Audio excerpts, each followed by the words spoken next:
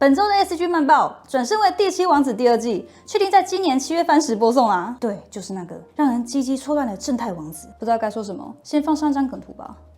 拥有超长技能的异世界流浪美食家第2季也来啦，是10月番哦。MAPPA 超稀有异世界番，第1季靠着精美又疗愈的画面，荣登我最爱的异世界美食番。你看那个酱汁，小当家绝对不会找不到酱汁的。公视台语台即将播出台语版的《路人超能100》，将于5月10号起每周六晚上10点播出。看了预告片，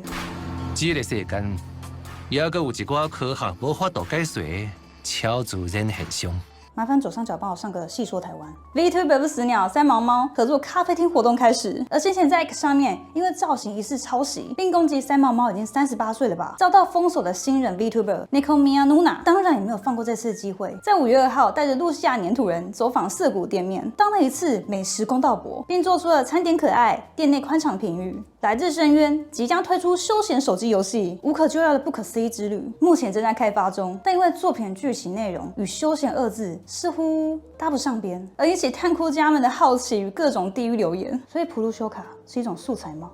？One Piece 动画师重次创台，因为对最新一集动画1127集的音效感到不满，直接表示音效团队不专业，认为音效设计过时导致观感下降。这位动画师也不是第一次攻击音效团队了，过去也曾经表示东映应该开除音效团队。争议的原因是因为有观众对于这次鲁夫与海军大将黄猿的对决表示动画品质令人满意，但是音效则不尽人意。Love Live 最新企划 Love Live Bluebird 在今年2月的 PV 看似优越主角与活着好南部这样的重力内容，让人不免联想到本来总是讲述正向梦想企划，是不是也要开始转向近年流行的重力扭曲路线呢？这是一群罪孽深重的女人啊！游戏公司 Rockstar 释出了人气系列游戏新作《侠盗猎车手6》的第2部宣传片，游戏将在2026年5月26号后推出。上一部预告也在公开后获得金氏世界纪录认证的20小时观看次数最高的游戏类影片，现在影片观看也达到了2亿5千万次。今年老公才借给卡普空，好不容易还回来了，现在要借给 Rockstar 了吗？